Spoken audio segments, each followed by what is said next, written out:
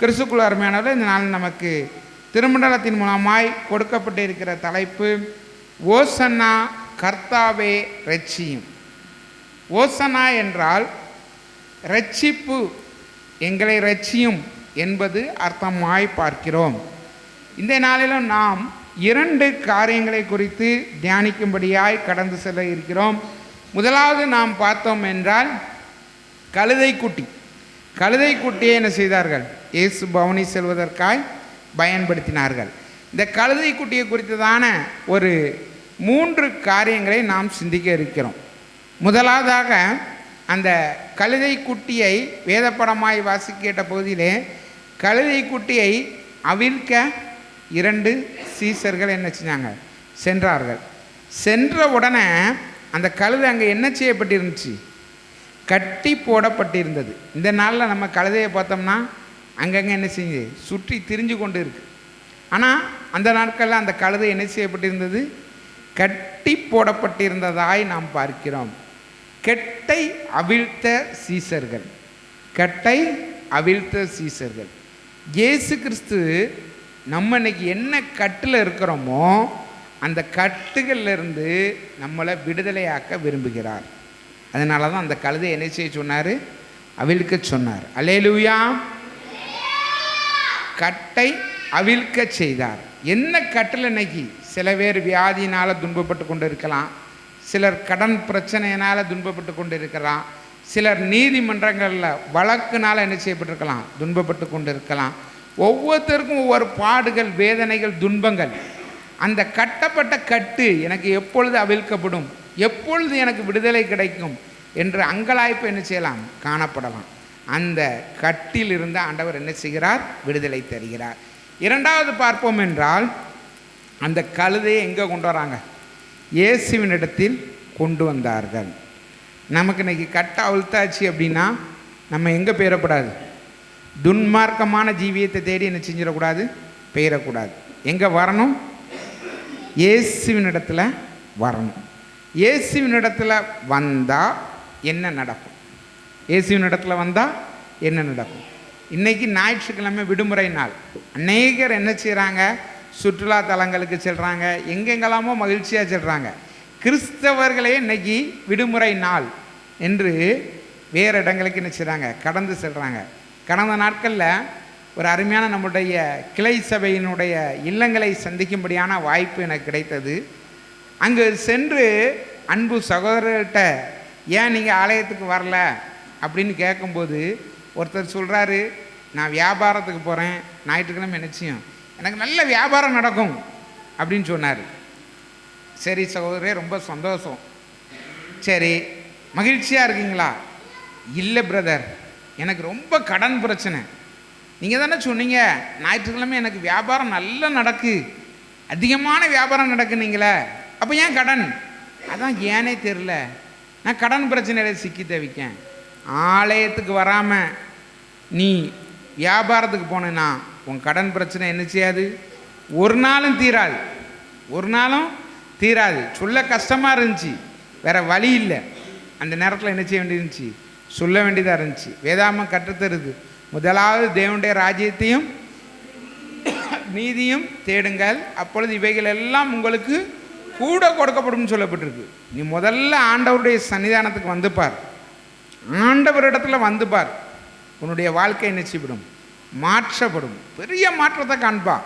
முதலாவது பார்த்தோம், கட்ட அவிழ்க்கப்பட்டது. ரெண்டாவது, அந்த கழுதை எங்கே கொண்டு செல்லப்பட்டது? இயேசுவின் இடத்துல கொண்டு செல்லப்பட்டுச்சு. இயேசுவின் இடத்துல போன உடனே அந்த கழுதை மேலே என்ன செஞ்சாங்களாம்? என்ன செஞ்சாங்க? உயர்ந்த வஸ்திரங்களை விரித்தார்கள். உயர்ந்த வஸ்திரம், சாதாரண வஸ்திரம் இல்லை. அந்த வசனத்தை நல்லா வாசித்து பார்த்தீங்கன்னா தெரியும். உயர்ந்த வஸ்திரத்தை என்ன செய்தார்கள்? விரித்தார்கள் அப்படின்னு சொல்லி போடப்பட்டிருக்கு. அப்போ எங்கே வந்ததுனால அந்த கழுதைக்கு உயர்ந்த வஸ்திரம் கிடச்சிது? இயேசுவின் இடத்துல. அதே மாதிரி தான் கடந்த நாட்களில் என்னைய தமிழக அரசாங்கம் என்ன செஞ்சு? வெளிநாட்டுக்கு சுற்றுலா அழைச்சி செலுச்சு 10 நாள். நான் துன்மார்க்கமாக ஜீவித்த நாட்கள் உண்டு, இயேசுவை விட்டு பின்வாங்கி போன நாட்கள் உண்டு. ஆனால் அன்னைக்கு எனக்கு என்ன கிடைக்கல? இந்த மரியாதை என்ன செய்யலை? கிடைக்கல. ஆனால் இயேசுவோடு இணைஞ்சி இயேசுவுக்குன்னு ஓடும்போது எனக்கு என்ன செய்யப்பட்டுச்சு? கிடைக்கப்பட்டுச்சு. நம்மலாம் கீழே இருந்து என்ன செய்தோம்? விமானத்தை பார்த்துக்கிட்டே இருக்கிறோம், அப்படி தானே? விமானத்தில் ஏறணும்னா சும்மா ஏற முடியுமா? விமானத்துக்கு போனால் எவ்வளோ ரூபா வேணும்? எவ்வளோ ரூபா வேணும்? நிறைய தொகை என்ன செய்யும்? வேணும்.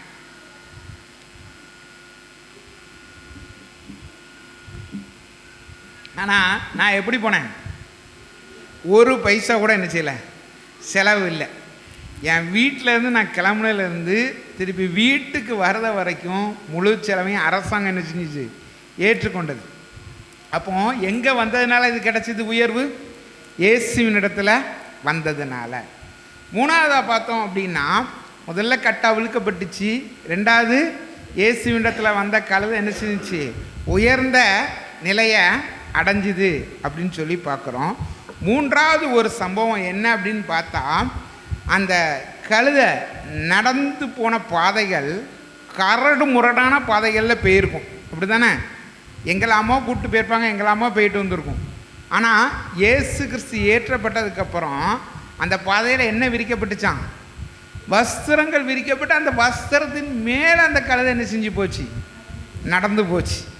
நம்மளும் இயேசு கிறிஸ்துட்ட வரதுக்கு முன்னே எத்தனையோ கரடு முரடான பாதைகள் நம்முடைய வாழ்க்கை என்ன செய்யப்பட்டிருக்கலாம்? காணப்பட்டிருக்கலாம்.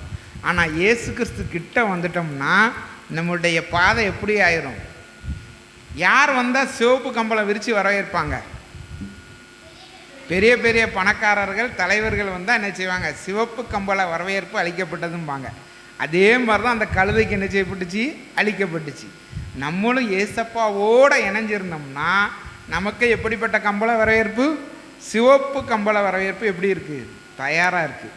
இதை உணர்ந்தவர்களாக நம்ம என்ன செய்யணும்? செயல்படணும். அடுத்தபடியாக நம்ம பார்த்தோம்னா குருத்தோலைகளை என்ன செய்கிறோம்? பிடிக்கிறோம். எதனால் இந்த குருத்தோலை? இந்த குருத்தோலை நமக்கு உணர்த்துவது எது? ஒரு 3 காரியங்களை சிறு நேரம் சிந்தித்து கடந்து செல்லலாம் என்று ஆசைப்படுகிறேன். முதலாவது, இந்த குருத்தோலையை பார்த்தோம்னா நேராக தான் போகுது. அந்த குருத்தோலை எப்படி போகுது? நேராக போகுது, மேலே நோக்கி போகுது. தென்னை மரத்தை பார்த்தீங்கன்னா தெரியும், நேராக உயரமாக போகும். மித்த மரத்தை பாருங்கள், இப்படி சைடில் கிளவிடும், இங்கே கிளவிடும், இப்படி சரிஞ்சு போகும், அப்படி போகும். ஆனால் தென்னை மரம் எப்படி தான் போகும்? நேராக தான் போகும். அது குருத்து எப்படி தான் இருக்கும்? நேராக தான் இருக்கும். ஏன் அப்படின்னு பார்த்தோம்னா, வேதவசனம் நம்ம கற்றுத்தருகிறது, மேலானவைகளை நாடுங்கள். பூமியில் உங்களுடைய சொத்தை என்ன செய்யாதீங்க? சேர்த்து வைக்காதீங்க. இங்கே பூச்சியும் துருவும் அழித்து போடும். உங்களுடைய சொத்து எங்கே சேர்க்கப்படணும்? பரலோக ராஜ்யத்தில் சேகரிக்கப்படணும். அப்போ எப்படி அந்த குருத்து நேர மேல் நோக்கி பார்க்கிறதோ அதே போல் நாமும் நம்மளுடைய வாழ்க்கையை யாருக்கு நேராய் திருப்ப வேண்டும்? ஆண்டவருக்கு நேராய் திருப்ப வேண்டும். உயர்வானவைகளை நாம் சிந்திக்க வேண்டும். உயர்வான எண்ணங்கள் வேண்டும். உயர்வான இடத்துக்கு செல்ல வேண்டும். உயர்வான பரலோக ராஜ்யம் நமக்கு வைக்கப்பட்டிருக்கிறது என்பதை நாம் நினைவு கூறுகிறவர்களாய் காணப்பட வேண்டும். இரண்டாவது ஒரு விஷயத்தை பார்ப்போம் என்றால், அதிலே அநேக ஓலை கீற்றுகள் உண்டு. ஆனால் அந்த குருத்தில் அந்த ஓலை கீற்று என்ன செய்யும்? ஒன்று போல் ஒட்டி இருக்கும். பார்த்தீங்கன்னா தெரியும், ஒன்று போல் என்ன செய்யும்? ஒட்டி இருக்கும். அதுக்கப்புறம் தான் அது வளர வளர என்ன செய்ய ஆரம்பிக்கும்? பிரிய ஆரம்பிக்கும். இது எதை காட்டுதுன்னா, ஒரு ஒற்றுமை நமக்குள்ளே என்ன செய்யணும்? வேணும். இன்றைக்கி அநேக ஆலயங்களில் போய் பார்ப்போம்னா ஒற்றுமை என்ன செய்யலை? இல்லை. கம்யூனியன் எடுக்க போகிறாங்க, இடம் கிடக்கு போங்க அப்படின்னா அவர் அந்த அணி, நான் என்ன செய்ய மாட்டேன்? போக மாட்டேன். பப்ளிக்காக சொல்கிறாங்க. வேதனையான ஒரு விஷயம். ஐயோ, ஆலயத்துக்குள்ளே எப்படி காணப்படணும்? எல்லாரும் சமம். அவன் அந்த அணி, நான் இந்த அணி, எந்த பாகுபாடும் இருக்கக்கூடாது. ஆண்டவருக்கு முன்னே எல்லாரும் எப்படி சமமானவர்கள் என்கிற ஒற்றுமை உணர்வு நமக்குள்ளாக என்ன செய்ய வேண்டும்? காணப்பட வேண்டும். மூன்றாவது ஒரு காரியத்தை குறித்து சிந்தித்து முடிக்கலாம். ஓலை எப்படி காணப்படும்? பச்சை கலரில் இருக்கும். தென்னை ஓலை அப்படின்னாலே என்ன சொல்லுவாங்க? பச்சை கலர், இப்படி தானே? தென்னை ஓலைனாலே பச்சை கலர். ஆனால் இந்த குருத்து ஓலை என்ன கலரில் இருக்குது? வெள்ளை, வெண்மையை காட்டுகிறது. அப்போ ஒரு வசனம் கற்றுத்தருது, இருதயத்தில் சுத்தமுள்ளவர்கள் பாக்கியவான்கள், அவர்கள் தேவனை தரிசிப்பார்கள். வேத வசனம் கற்றுத்தருது.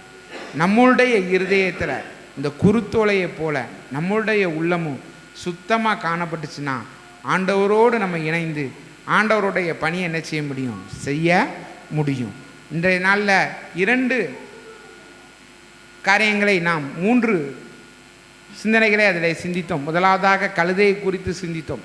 கழுதை முதலாவது என்ன செய்யப்பட்டுச்சு? கட்டு அவிழ்க்கப்பட்டுச்சு. இன்னைக்கு நமக்குள்ளே காணப்படுகிற கட்டுகளை ஆண்டவர் என்ன செய்கிறார்? அவிழ்ப்பதற்கு ஆயத்தமாக இருக்கிறார். அவிழ்க்கப்பட்ட கழுதை எங்கே கொண்டு வரப்பட்டது? ஆண்டவரிடத்திலே கொண்டு வரப்பட்டது. கொண்டு வரப்பட்டதினால் அது என்ன செய்யப்பட்டது?